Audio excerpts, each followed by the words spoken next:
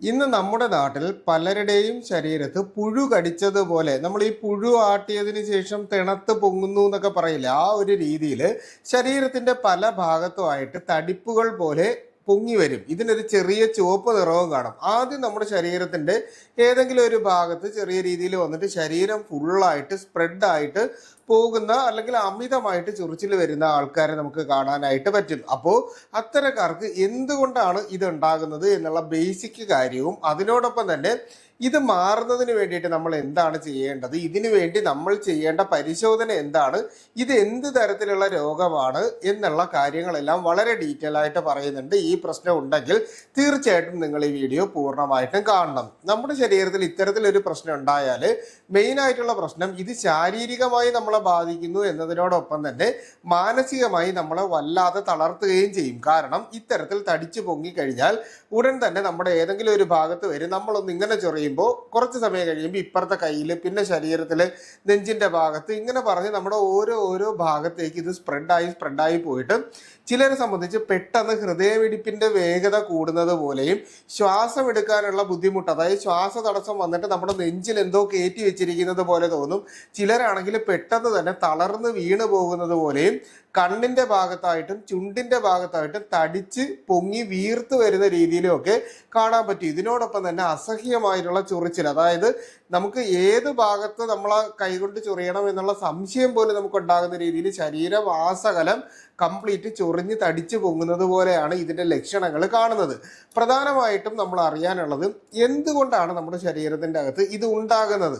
കാരണം നമ്മളിപ്പോൾ നാട്ടിൽ നോക്കുമ്പോൾ നമ്മൾ ഒരു 90% ആളുകളെ എടുത്താൽ ഈ പ്രശ്നമൊന്നും ഇല്ല. പക്ഷേ നമ്മുടെ ശരീരത്തിൽ എന്തുകൊണ്ട് ഈ പ്രശ്നം വരുന്നു? ഇതിന് അർട്ടിക്കേരിയ എന്ന് പറയും, ആയുർവേദത്തിൽ ശീതപിത്തം എന്നാണ് പറയുന്നത്. അപ്പോൾ ഈ പറയുന്ന രീതിയിൽ അർട്ടിക്കേരിയ എന്തുകൊണ്ട് നമ്മുടെ ശരീരത്തിൽ ഉണ്ടാകുന്നു വളരെ സിമ്പിളായിട്ട് പറഞ്ഞു തരാം. ഇപ്പോൾ നമ്മുടെ വീട്ടിൽ നമ്മൾ ഏതെങ്കിലും ഒരു മൃഗത്തെ വളർത്തുന്നുണ്ട്, ഇപ്പോൾ ഒരു നായയെ വളർത്തുന്നുണ്ടെന്ന് വെച്ചോളൂ, ഇല്ലെങ്കിൽ നമ്മൾ ഏതെങ്കിലും ഒരു പൊടി, ഈ ഒരു രീതിയിൽ ഏതെങ്കിലും ഒരു അലർജൻ, അതായത് നമ്മുടെ ബോഡിയിൽ അലർജി ക്രിയേറ്റ് ചെയ്യാൻ ഉള്ള ശേഷിയുള്ള ഏതൊരു വസ്തുവിനെയും നമുക്ക് ഒരു അലർജൻ എന്ന് പറയാം. അപ്പോൾ ഈ അലർജൻ നമ്മുടെ ശരീരത്തിലേക്ക് ഒന്നുകിൽ പുറമേയുള്ള ടിഷ്യൂ കോണ്ടാക്റ്റിലൂടെയോ അല്ലെങ്കിൽ ഉള്ളിലേക്ക് പ്രവേശിക്കുകയോ ചെയ്തു കഴിഞ്ഞാൽ നമ്മുടെ ശരീരത്തിൻ്റെ അകത്തുള്ള ഇമ്മ്യൂണിറ്റി, അതായത് നമ്മുടെ രോഗപ്രതിരോധ ശേഷി ഇതിനെതിരെ പ്രവർത്തിക്കും. സാധാരണ പനി വരുമ്പോഴും ഇത് തന്നെയാണ് സംഭവിക്കുന്നത്. പക്ഷേ ഈ പറയുന്ന രീതിയിൽ നമ്മുടെ ശരീരത്തിൻ്റെ അകത്ത് ഈ പറയുന്ന തടിപ്പ് വരണമെന്നുണ്ടെങ്കിൽ ഇങ്ങനെ അലർജൻസ് വന്നു കഴിയുമ്പോൾ ശരീരത്തിൻ്റെ ഇമ്മ്യൂണിറ്റി തന്നെ സ്വയം ഹിസ്റ്റമിൻസിനെ പ്രൊഡ്യൂസ് ചെയ്യും. അതായത് നമ്മുടെ കോശങ്ങളിൽ നിന്നുണ്ടാകുന്ന ഒരു രാസവസ്തുവാണ് ഈ പറയുന്ന ഹിസ്റ്റമിൻസ്. അപ്പോൾ ഈ ഹിസ്റ്റമിൻ പ്രൊഡ്യൂസ് ചെയ്യുമ്പോൾ നമ്മുടെ ശരീരം അതിശക്തമായിട്ട് തടിച്ചു പൊങ്ങി അതിനുള്ള റിയാക്ഷൻസ് കാണിച്ചു തുടങ്ങും. അപ്പോൾ കാരണം ഇതിനെ പുറത്ത് കളയണ്ടേ, അതിന് വേണ്ടിയിട്ടുള്ള റിയാക്ഷനാണ് നമ്മുടെ ബോഡി ചെയ്യുന്നത്. ആ സമയത്താണ് നമുക്ക് ചൊറിച്ചിലും പ്രശ്നങ്ങളും എല്ലാം നമ്മുടെ ശരീരത്തിൽ വരുന്നത്. നമ്മളൊരു ഹോസ്പിറ്റലിലേക്ക് പോയി കഴിഞ്ഞാൽ അവർ തരുന്ന മരുന്നിൻ്റെ പേര് തന്നെ നിങ്ങൾ നോക്കിയാൽ അറിയാം, ആൻറ്റി ഹിസ്റ്റമിൻസ് എന്നാണ് പറയുന്നത്. അതായത് ഈ പറയുന്ന ഹിസ്റ്റമിന് എതിരായി പ്രതിപ്രവർത്തിപ്പിക്കുന്ന രീതിയിലുള്ള മെഡിസിൻസ് ആണ് നമുക്ക് തരുന്നത്.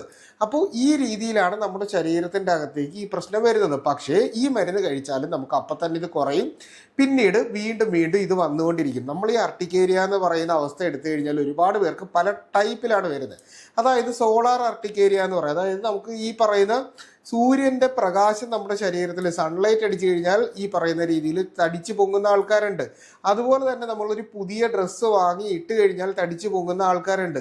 അതുപോലെ തന്നെ എന്തെങ്കിലും ഒരു പൊടി അടിച്ചാൽ, നമ്മളിപ്പോൾ ആഹാരം എന്തെങ്കിലും ഒന്ന് മാറി കഴിച്ചു, അതായത് നമ്മളിപ്പോൾ മീനുകളിൽ തന്നെ പതിവായിട്ട് കഴിക്കുന്ന മീനുകൾ മാറ്റിയിട്ട് ഞണ്ട്, കണവ, കൊഞ്ച്, കക്ക മുതലായിട്ടുള്ള മീനുകൾ കഴിക്കുന്നതിൻ്റെ ഭാഗമായിട്ടോ ചിലപ്പോൾ പൊരിച്ച രീതിയിലുള്ള ചിക്കൻ കഴിക്കുമ്പോഴോ അല്ലെങ്കിൽ ബീഫ് കഴിക്കുമ്പോൾ നമുക്ക് ഈ രീതിയിലുള്ള അലർജി വരും. പുളിപ്പുള്ള എന്തെങ്കിലും തരത്തിലുള്ള ആഹാരങ്ങൾ കൂടുതലായിട്ട് നമ്മൾ കഴിച്ചു കഴിഞ്ഞാൽ ഈ പ്രശ്നം വരും. തൈര് അമിതമായിട്ട് കഴിക്കുന്ന ആളുകളിൽ, കണ്ടിന്യൂസ് ആയിട്ട് കഴിക്കുന്ന ആളുകളിൽ നമുക്കിത് വരാനുള്ള സാധ്യതയുണ്ട്. അതുപോലെ തന്നെയാണ് ചിലർക്ക് ഏതെങ്കിലും തരത്തിലുള്ള മരുന്നുകൾ കഴിക്കുമ്പോൾ അതിൻ്റെ അലർജിക് റിയാക്ഷൻ ആയിട്ട് നമ്മുടെ ബോഡിയിൽ ഈ പറയുന്ന രീതിയിലുള്ള ഹിസ്റ്റമിൻസ് പ്രൊഡ്യൂസ് ചെയ്തതിന് ശേഷം തടിച്ചു പൊങ്ങാനുള്ള സാധ്യത നമ്മുടെ ശരീരത്തിൻ്റെ അകത്ത് വർദ്ധിപ്പിക്കുന്നുണ്ട്.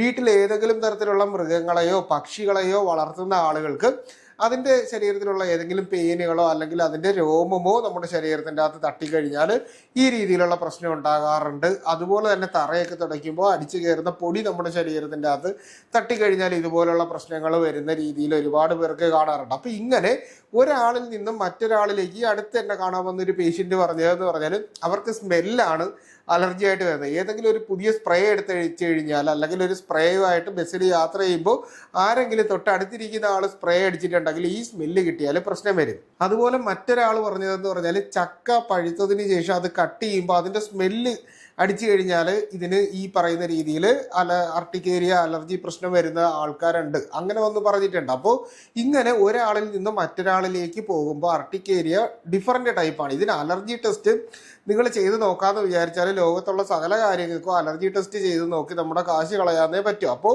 നമ്മൾ ബേസിക് ആയിട്ട് ചെയ്യാനുള്ളത് നമ്മുടെ ശരീരത്തിൻ്റെ അകത്തുള്ള IgE, അതായത് ഇമ്മ്യൂണോഗ്ലോബുലിൻ ഇ നമ്മൾ ചെക്ക് ചെയ്ത് നോക്കുക, ഈസ്നോഫിലിൻ്റെ കൗണ്ട് ഒന്ന് ചെക്ക് ചെയ്ത് നോക്കുക, വൈറ്റമിൻ ഡി കുറവുണ്ടോ എന്ന് കൃത്യമായിട്ട് നോക്കുക. അപ്പോൾ ഈ 3 പരിശോധനകളാണ് ബേസിക് ആയിട്ട് നമ്മൾ ഇതിൻ്റെ അകത്ത് ചെയ്യാനുള്ളത്. അടുത്തതായിട്ടും ഇനി നമുക്കിതിൻ്റെ ടൈപ്പിലേക്ക് വന്നു കഴിഞ്ഞാൽ ചിലർക്ക് വരുന്നതെന്ന് പറഞ്ഞാൽ അക്യൂട്ട് അർട്ടിക്കേരിയ എന്ന് പറയാം. അതായത് നമ്മുടെ ശരീരത്തിൽ പെട്ടെന്ന് ഒരു അലർജി ഉണ്ടാക്കുന്ന ഏതെങ്കിലും ഒരു വസ്തുക്കൾ, ഞാൻ നേരത്തെ പറഞ്ഞ എന്തെങ്കിലും ഒരു കാര്യം ഉണ്ടായാൽ നമുക്കൊരു 3-4 മണിക്കൂർ അല്ലെങ്കിൽ ഒരു ദിവസം നീണ്ടു നിൽക്കുന്നത് പോലെയുള്ള അർട്ടിക്കേരിയ വന്ന് ഇതൊക്കെ പോകും. എന്നാൽ ചിലരെ സംബന്ധിച്ചെന്ന് പറഞ്ഞാൽ ക്രോണിക് അർട്ടിക്കേരിയ എന്ന് പറയുന്ന ഒരു കണ്ടീഷൻ ഉണ്ട്. അതായത് ഈ പറയുന്ന ചൊറിച്ചിൽ വന്നു കഴിഞ്ഞാൽ ഇത് 6 മാസമോ അതിലധികമോ നമ്മുടെ ശരീരത്തിൻ്റെ അകത്ത് നിൽക്കും. ഇതിൻ്റെ കാരണം എന്താണെന്ന് ചോദിച്ചാൽ ശാസ്ത്രത്തിന് പോലും കണ്ടുപിടിക്കാൻ പറ്റിയിട്ടില്ല. ഇഡിയോപ്പതിക്ക് എന്നാണ് ഇതിൻ്റെ കാരണം പറയുന്നത്, അതായത് ഈ പറയുന്ന ക്രോണിക്കിൻ്റെ. ഇനി ഫിസിക്കൽ അർട്ടിക്കേരിയ എന്ന് പറയുന്നൊരു കാര്യമുണ്ട്. അതായത് ഞാൻ നേരത്തെ പറഞ്ഞ ഏതെങ്കിലും ഫിസിക്കലായിട്ടുള്ള വസ്തുക്കൾ കൊണ്ട് നമ്മുടെ ശരീരത്തിൻ്റെ അകത്ത് ഉണ്ടാകുന്ന അർട്ടിക്കേരിയാണ് നമ്മൾ ഫിസിക്കൽ അർട്ടിക്കേരിയ എന്ന് പറയുന്നത്. അപ്പോൾ ഈ പ്രശ്നം വന്നു കഴിഞ്ഞാൽ നമ്മൾ എന്താണ് ചെയ്യേണ്ടത്? ബേസിക്കലി ചെയ്യാനുള്ളത് ഏറ്റവും പ്രധാനപ്പെട്ടത്, നിങ്ങൾ ഈ ഒരു പ്രശ്നം ഒരിക്കൽ ഉണ്ടായിക്കഴിഞ്ഞാൽ നിങ്ങൾ നിങ്ങളുടെ ആ ഒരാഴ്ചയിലുള്ള ആക്ടിവിറ്റീസ് ഞാൻ പറഞ്ഞ പോലെ ഏതെങ്കിലും ഒരു കാരണങ്ങൾ ഉണ്ടായിരുന്നോ എന്ന് ചിന്തിച്ച് നോക്കുക. ആഹാരം മാറിക്കഴിക്കുകയോ പുതിയ ഡ്രസ്സ് വാങ്ങിയിടുകയോ അല്ലെങ്കിൽ നമ്മൾ വേറെ എന്തെങ്കിലും തരത്തിലുള്ള പൊടിയടിക്കാനോ അങ്ങനെ എന്തെങ്കിലും ഞാൻ പറഞ്ഞ രീതിയിലുള്ള ആക്ടിവിറ്റീസ് അല്ലെങ്കിൽ ആഹാരങ്ങളിൽ ഉണ്ടായ ചേഞ്ചോ മരുന്നുകളോ കഴിക്കേണ്ടി വന്നിട്ടുണ്ടോ എന്ന് മനസ്സിലാക്കുക. അല്ലെങ്കിൽ എല്ലാ ടെസ്റ്റും ചെയ്ത് നോക്കേണ്ടി വരും. അപ്പോൾ ആ രീതിയിൽ മനസ്സിലാക്കി അങ്ങനെ വരുന്ന വസ്തുക്കൾ പരമാവധി ഒഴിവാക്കാനായിട്ട് ശ്രമിക്കുക. അതുപോലെ തന്നെ കൃത്യമായ സമയത്ത് നിങ്ങൾ വിരയ്ക്കുള്ള മരുന്ന് കഴിക്കാറുണ്ടോ എന്നൊരു കാര്യം നിങ്ങൾ കൃത്യമായിട്ട് മനസ്സിലാക്കേണ്ടി ഇരിക്കുന്നു. അതുപോലെ തന്നെ നമ്മൾ ഫിസിക്കലി ഉപയോഗിക്കുന്ന പൗഡറുകളോ അല്ലെങ്കിൽ മോയ്സ്ചറൈസറുകളോ ക്രീമുകളോ അല്ലെങ്കിൽ കെമിക്കൽ കോണ്ടാക്റ്റ് വരുന്ന ഏതെങ്കിലും തരത്തിലുള്ള സാഹചര്യങ്ങളോ നമ്മുടെ ശരീരത്തിൽ ഉണ്ടായിട്ടുണ്ടോ എന്നൊരു കാര്യം മനസ്സിലാക്കുക. ശരീരത്തിന് ഈ സമയത്ത് വേണ്ടത് ഒരു ഡീടോക്സിഫിക്കേഷൻ എന്ന് പറയുന്നത്, അതായത് നമ്മുടെ ശരീരത്തിലെ അലർജൻസിനെ പുറത്ത് കളയാൻ പറ്റുന്ന രീതിയിലുള്ള ഡീടോക്സിഫിക്കേഷൻ ട്രീറ്റ്മെൻറ്റുകളാണ് പലപ്പോഴും ഇതിൻ്റെ അകത്ത് വളരെ എഫക്റ്റീവായിട്ട് ഞാൻ കണ്ടിട്ടുള്ളത്. അതായത് നമുക്കിപ്പോൾ വയറ് ക്ലീൻ ചെയ്യുക അങ്ങനെയൊക്കെ പറഞ്ഞിട്ടുള്ള പലതരത്തിലുള്ള ട്രീറ്റ്മെൻറ്റും അതിനുള്ള മെഡിസിൻസും ഒക്കെ ആയിരിക്കും നമുക്കിതിൻ്റെ അകത്ത് കഴിക്കാനുള്ള. അതുപോലെ തന്നെ നമുക്ക് പലതരത്തിലും ഈ അർട്ടിക്കേരിയ പ്രിവെൻറ്റ് ചെയ്യാൻ പറ്റുന്ന രീതിയിലുള്ള മോയ്സ്ചറൈസറുകൾ ഇന്ന് വിപണിയിൽ ലഭ്യമാണ്. അപ്പോൾ ഒരു ഡോക്ടറുടെ നിർദ്ദേശപ്രകാരം അത്തരത്തിലുള്ള മോയ്സ്ചറൈസർ വാങ്ങിയതിന് ശേഷം നമ്മുടെ ഇപ്പോൾ കയ്യിലോ ഏതെങ്കിലും ഒരു ഭാഗത്ത് ചൊറിഞ്ഞു തുടങ്ങിയാൽ അതിൻ്റെ മുകളിൽ അപ്പോൾ തന്നെ നമ്മൾ ഇതൊന്ന് ജസ്റ്റ് പുരട്ടി കഴിഞ്ഞാൽ തന്നെ ഉടൻ ഈ ചൊറിച്ചിൽ പൂർണ്ണമായിട്ട് നിൽക്കും. മറ്റ് ഭാഗങ്ങളിലേക്ക് സ്പ്രെഡ് ചെയ്യാതിരിക്കുന്ന രീതിയിൽ നമുക്കിത് കാണാനായിട്ട് പറ്റും. അപ്പോൾ അതുകൊണ്ട് തന്നെ നിങ്ങൾക്ക് ഇത്തരത്തിലൊരു പ്രശ്നം വന്നു കഴിഞ്ഞാൽ ചെയ്യാനുള്ളത്, നിങ്ങളുടെ ഭാഗത്ത് ഇപ്പോൾ വിരുദ്ധാഹാരങ്ങൾ കഴിക്കുന്ന, അതായത് തൈരും മീനും ഒന്നിച്ച് കഴിക്കുന്ന ആൾക്കാരുണ്ടായിരിക്കും, തൈരും ചിക്കനും ഒന്നിച്ച് കഴിക്കുന്ന ആൾക്കാരുണ്ടായിരിക്കും. അതുപോലെ തന്നെ നമ്മളൊരു ഫ്രൈഡ് റൈസോ ബിരിയാണിയൊക്കെ വാങ്ങിക്കുമ്പോൾ അതിൻ്റെ കൂടൊപ്പം തന്നെ ഈ പറയുന്ന മയോണൈസും ചിക്കനും ഒക്കെ ചേർത്ത് കൂടുതലായിട്ട് കഴിക്കുന്ന ആൾക്കാർ കാണുമായിരിക്കും.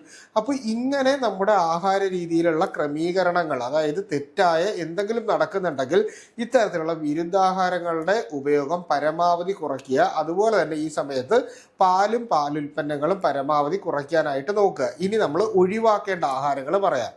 നമുക്ക് പ്രശ്നമുള്ള ഏത് ആഹാരമാണെന്ന് നിങ്ങൾക്ക് മനസ്സിലായി കഴിഞ്ഞാൽ അത് ഒഴിവാക്കുക. പൊതുവേ ബീഫ് കഴിക്കുന്നത് ഈ പറയുന്ന അർട്ടിക്കേരിയ ഉള്ളവർക്ക് അത്ര നല്ലതല്ല. അതുപോലെ തന്നെ കടൽ മത്സ്യങ്ങളിൽ ഷെല്ല് ടൈപ്പിലുള്ള മീനുകൾ കഴിക്കുന്നത് ശരീരത്തിന് അത്ര നല്ലതല്ല. പാലും പാലുൽപ്പന്നങ്ങളും പരമാവധി ഈ ഒരു സമയത്ത് ഒഴിവാക്കാനായിട്ട് നോക്കണം. അമിതമായിട്ട് പുളിപ്പുള്ള ആഹാരങ്ങളും പുളിപ്പുള്ള പഴവർഗ്ഗങ്ങളും ഒഴിവാക്കാനായിട്ട് ശ്രമിക്കുക. അതുപോലെ തന്നെയാണ് അമിതമായി മധുരം കഴിക്കുന്ന ശീലം നിങ്ങൾക്കുണ്ടെങ്കിൽ ഇത് ഒഴിവാക്കുക. വീട്ടിൽ വെക്കുന്ന സാധാരണയുള്ള ഏത് ആഹാരങ്ങൾ ആഹാരങ്ങളും കഴിക്കുന്നതിൻ്റെ അകത്ത് യാതൊരുവിധ തെറ്റുമില്ല.